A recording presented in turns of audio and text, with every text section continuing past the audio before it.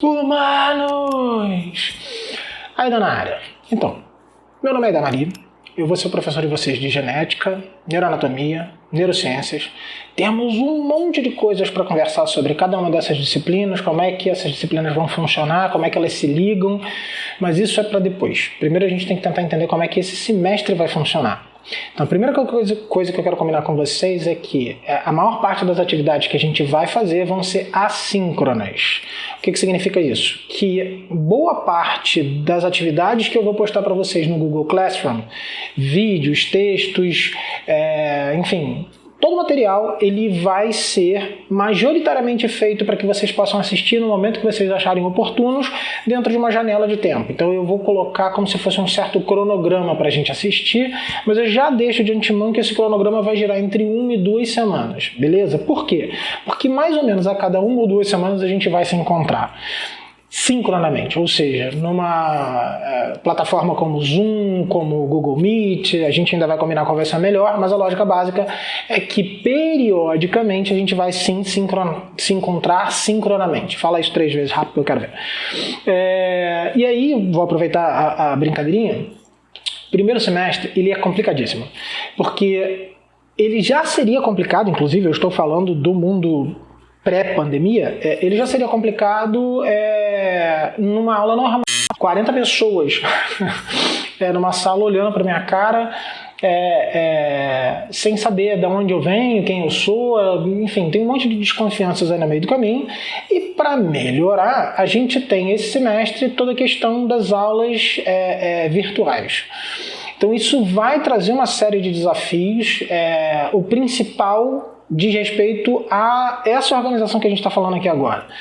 Então, adaptar as aulas presenciais a uma realidade virtual não é simplesmente eu ficar gravando vídeos de 2 horas de duração, trazendo os temas que eu falo em sala de aula para vocês para cá. Não vai funcionar. A cada aula normal, digamos assim, presencial, que eu lecionava tradicionalmente para genética, quando dava 1 hora de aula, 1h20, o cérebro de vocês já começava a escorrer pela orelha. Fazer isso por vídeo é uma tortura dupla, porque tudo vai chamar a atenção. A borboleta passando, o celular, o WhatsApp, então não vai rolar. A minha ideia é fazer o quê? A minha ideia é fazer vídeos que vão girar em torno de 20 minutos a mais ou menos meia hora. E esses vídeos têm como objetivo proporcionar para vocês a base mínima necessária para que vocês possam, também com o material que eu vou indicar para vocês, mas não apenas, vocês também vão ter liberdade para pegarem outros materiais, mas a partir desses 20 minutos dos vídeos e das atividades que eu vou propor para vocês, vocês vão ter a autonomia ou a liberdade ou qualquer apelido que você queira nesse sentido, de fazer o quê? De buscar a parte daquele tema que eu abordei que mais interessa a vocês. Tem uma galera, e eu já vou chegar nessa parte inclusive, mas tem uma galera que entra na psicologia já questionando por que vai estudar genética. Pensava que não ia ver nunca mais nada da área da saúde. Outras pessoas, minoritárias em geral, ficam frustradas porque descobrem que só tem 2 ou 3 disciplinas relacionadas, na verdade 3 ou 4 disciplinas relacionadas às áreas da saúde, estrito sensu. Eu vou tentar conversar com todos vocês, mas a pergunta do porquê estudar genética, ela não apenas é necessária, como ela é fundamental, beleza? Então, a ideia básica de fazer esses vídeos e não necessariamente colocar o cronograma todo de uma vez só para vocês lá na pasta é justamente para não frustrar esses 2 grupos, quem se interessa e quem não se interessa por genética. Por quê?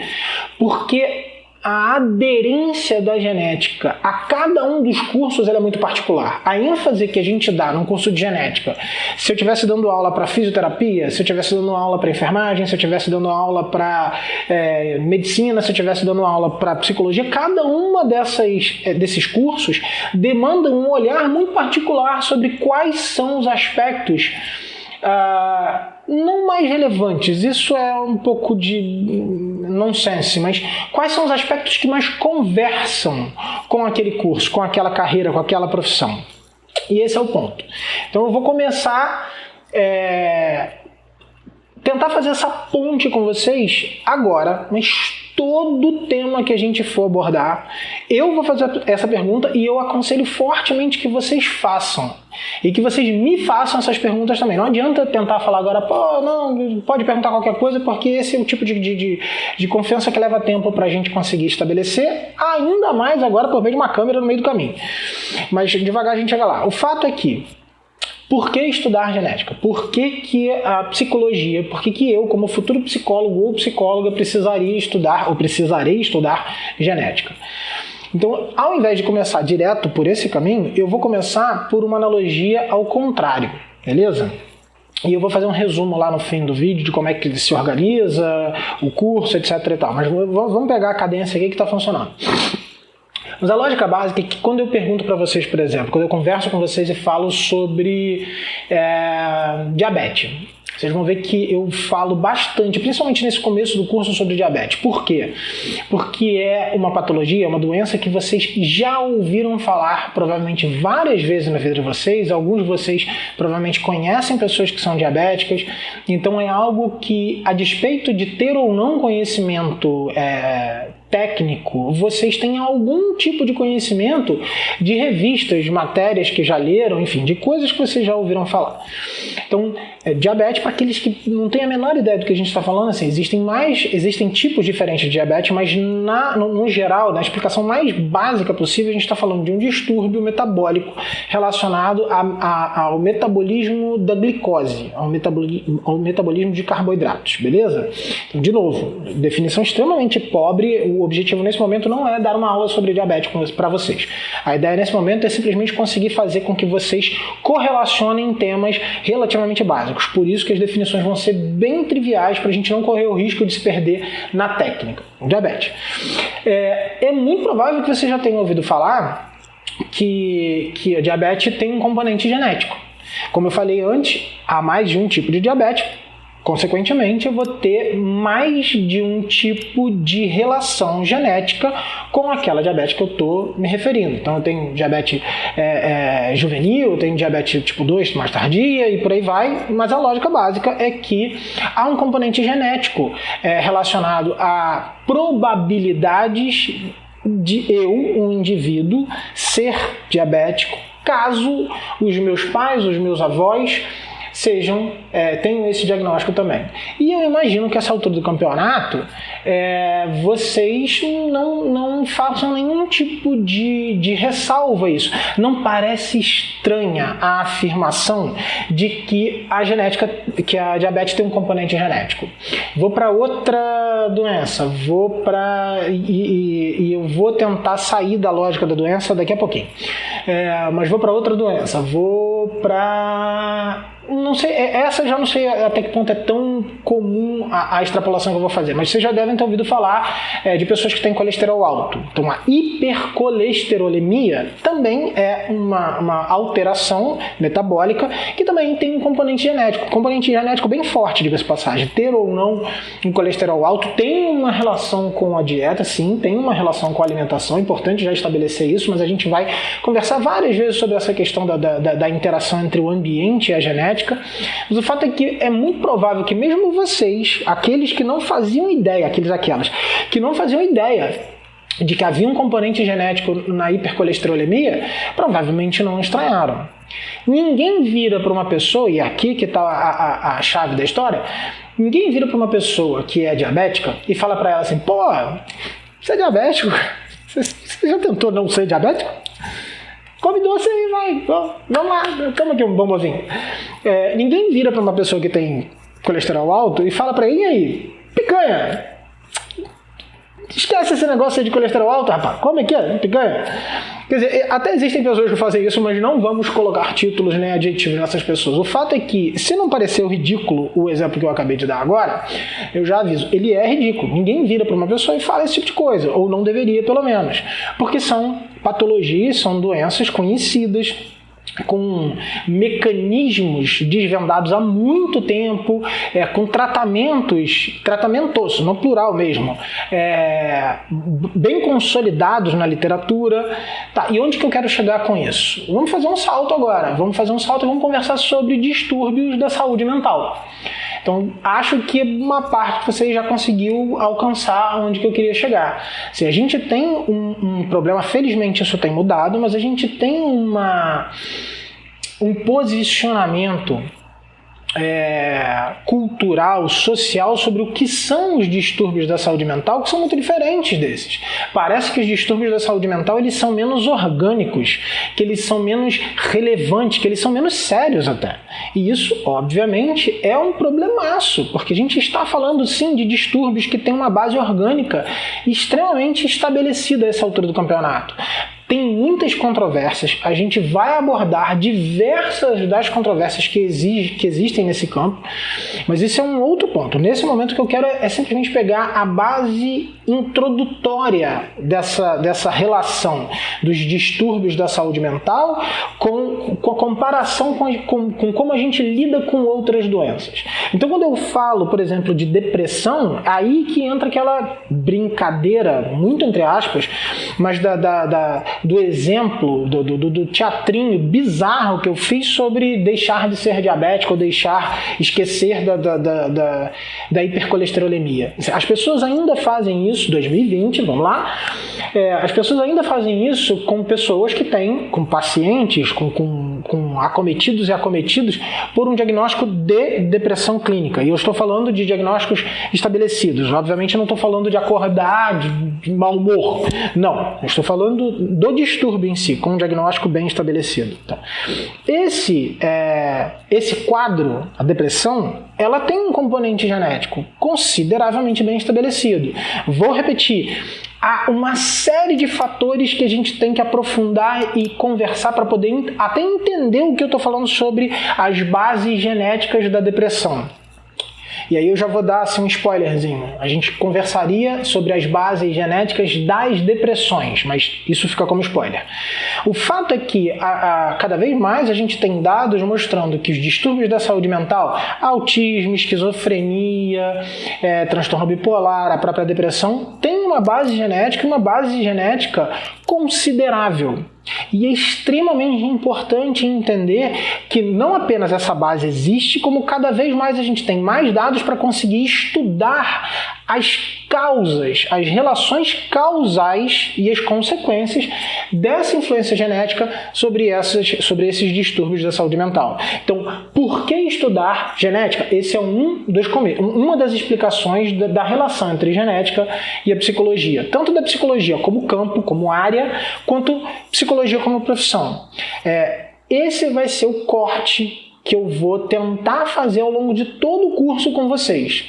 Então, para a gente poder chegar na genética da esquizofrenia, eu tenho que tentar entender como é que a genética pode alcançar a esquizofrenia. E aí vem a conversa com a disciplina de genética, que é óbvia, ou melhor, é óbvio, espero eu, a essa altura do campeonato. E vem conversa com as outras disciplinas. Como assim? Como é que da genética eu posso tentar chegar na esquizofrenia? Então eu vou tentar entender como funciona genética celular, como essa genética celular conversa com outros temas, como por exemplo, com o sistema nervoso, com a neuroanatomia microscópica do sistema nervoso, com a neuroanatomia macroscópica do sistema nervoso, como é que a genética pode mudar os meus neurônios, como é que a genética pode mudar a estrutura do meu sistema nervoso, como é que a genética pode mudar o meu sistema nervoso a ponto disso mudar a função e desencadear ou estar relacionada com o distúrbio da saúde mental. Porra, ficou uma viagem tremenda, me ajuda a entender aí, ajuda. Vocês já ouviram falar de Zika, provavelmente. Se não ouviram falar tanto é porque felizmente, ou infelizmente, não sei exatamente qual ponto, vamos pelo felizmente primeiro. A gente teve uma diminuição do número de casos, desde que em 2016, 2015, 2016 a gente teve um boom. Eu estou falando de Zika porque a gente vai falar bastante ainda sobre alguns desses distúrbios, mas vocês provavelmente ainda lembram da associação entre Zika, um vírus, uma arbovirose transmitida por picada de mosquito, e a alteração do sistema nervoso dali decorrente. Então, ter uma ideia de que um vírus pode causar uma alteração no nosso sistema nervoso, que leva a modificação das células desse sistema nervoso, e essa modificação nas células do sistema nervoso leva a uma modificação no tamanho mesmo, especificamente falando, do cérebro mesmo. Pausa, screensaver. Fantástico. Então, quando a gente volta a tentar fazer essas relações, a Zika, melhor dizendo, ela consegue nos dar parte dessas pistas, ela consegue nos dar essa ideia. A gente vai tentar fazer isso em diversos pontos com a genética diretamente. Em alguns momentos a gente vai usar patologias com isso. E aí eu aproveito agora o parênteses obrigatório para falar. Eu acho que invariavelmente vou utilizar como exemplos patologias, mas é importante a gente, desde o primeiro período da faculdade, você vai conversar com disciplinas de políticas de saúde que vocês dão lá no 5º período, é muito importante que a gente entenda que olhar a saúde pelo prisma da doença não é o melhor caminho. A gente precisa tentar entender a genética, por exemplo, pelo funcionamento normal dela, pela fisiologia dela. Como é que a genética pode explicar, se é que ela tem alguma explicação, do spoiler, ela tem, como é que a genética pode explicar o funcionamento normal dos neurônios? E por que eu estou dando ênfase aqui nos neurônios? Porque a gente não tem muito espaço de outras disciplinas para discutir. Eu vou falar alguma coisa de sistema imune com vocês, eu vou falar alguma coisa de sistema endócrino com vocês. A genética se relaciona muito com esses dois sistemas, mas a genética, quando eu falo para vocês de sistema nervoso, na verdade ela lida com todos os sistemas. Assim, a sua estatura, sua massa muscular, a sua compleição física de maneira geral tem um componente genético fortíssimo e um componente ambiental fortíssimo. Eu só estou fazendo um recorte do sistema nervoso por conta das nossas próximas duas disciplinas, neuronato e neurociências. Aproveitando o parênteses que eu acabei de fazer agora, eu acabei de falar sobre ambiente. E essa é uma pergunta, não sei nem exatamente se é só uma pergunta, é quase que uma disputa filosófica. A genética ou o ambiente? Assim? E aí vem a continuação, né? Qual é mais importante? Então, essa é uma discussão, a meu ver, quase que inútil a essa altura do campeonato. Inútil talvez seja uma palavra muito forte, mas ela não faz sentido. Por quê? Porque a gente vai ver ao longo do nosso curso que genética e ambiente, elas são inextricáveis, elas estão absolutamente relacionadas. Em determinados momentos fica muito óbvio que há um componente genético ali que é determinante. Em outros momentos você vê um componente ambiental que é determinante. E é até difícil falar qual dos dois vai ser preponderante. Quando é que começa o ambiente no nosso desenvolvimento enquanto indivíduos? Esse desenvolvimento, esse papel do ambiente, ele começa, se algumas pessoas diriam, ele começa depois do nascimento, outras pessoas diriam, ele começa no nascimento. E a gente tem evidências que ele começa antes disso. Não, para que não haja uma viagem aí e remeta para outras coisas. Eu estou falando de epigenética, ou seja, influências ambientais que são capazes de modificar como o nosso DNA, como o nosso código genético é lido.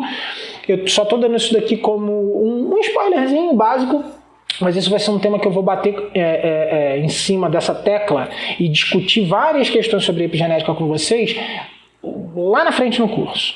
Agora, o que eu quero? Então, eu acho que eu consegui dar uma cola, mais ou menos, a gente já está com 18 minutos de vídeo, eu acho que eu consegui dar uma cola, mais ou menos, de como o nosso curso vai ser estruturado. E, mais uma vez, eu repito, isso me dá um trabalho danado, mas eu vou ter esse trabalho, assim, eu faço questão de tê-lo para que a gente possa fazer um acompanhamento dos temas da genética com essa aderência, com essa conversa com a psicologia. Porque, por exemplo, eu vou ter que passar com vocês, e já vai ser o próximo vídeo, inclusive, eu vou ter que passar com vocês pelas bases da citologia. Então eu vou ter que lembrar vocês de membrana plasmática, organelas celulares, como é que funciona a célula. Se eu não fizer parte desse caminho com vocês, literalmente, assim, literalmente não por motivos óbvios, tem Covid, mas assim, se eu não pegar vocês figurativamente pela mão e a gente fizer uma caminhada em conjunto, esses temas vão ficar absolutamente abertos e vocês vão fingir que estão aprendendo e eu vou fingir que estou ensinando, e essa não é a minha praia definitivamente. Então, como é que eu já estou dando spoiler do próximo vídeo? Como é que a gente vai fazer isso no próximo vídeo? Como é que eu vou pegar a citologia? Então, eu normalmente utilizava recursos diferentes. Eu pegava determinados artigos e discutia com vocês em sala e apresentava qual a relação de determinadas patologias, por exemplo, com componentes específicos da célula. Eu vou continuar fazendo isso, mas eu vou usar uma outra lógica. Então, a gente, nesse momento, tem uma preocupação social enorme com Covid. Como é que o vírus, o SARS-CoV-2, entra na célula? É ou não é arma biológica? Foi inventado pela China? Eu já fiz alguns vídeos, vocês devem ter visto lá no canal, eles estão completamente amadorescos, o objetivo era realmente só dar a informação. O próximo vídeo que eu vou fazer para vocês, eu já vou começar a articular funcionamento da célula com o funcionamento do vírus SARS-CoV-2 e como é que a gente sai da célula para o vírus SARS-CoV-2 para a doença Covid. Beleza? Então, uma boa parte do curso eu vou tentar utilizar dados do que está acontecendo nesse momento na sociedade para explorar. Isso tem vários pontos. O primeiro deles é muito importante que a gente não fique alheio ao que está acontecendo na sociedade. Se a gente tem uma pandemia, a gente tem uma série de desinformações, então me parece que além de conseguir ensinar, e outro momento eu explico por que eu estou fazendo aspas em ensinar, mas além de eu conseguir ensinar para vocês genética e citologia, a gente consegue ainda ter discussões interessantes para que vocês sejam agentes de combate à desinformação. Beleza? Então vejo vocês daqui a pouco no outro vídeo já sobre citologia. Não sei se eu vou conseguir postá-lo hoje ainda. Esse é um dos vídeos que eu estou fazendo que vai acabar ficando datado, né? Porque, enfim, tem uma série de questões de internet e luz por aqui. Mas, enfim, dentro de pouco tempo a gente vai ter um outro vídeo com citologia aí no meio do caminho. Vocês já estão sabendo mais ou menos como é que ele vai ser organizado. Beleza? Abraço, que a força esteja convosco.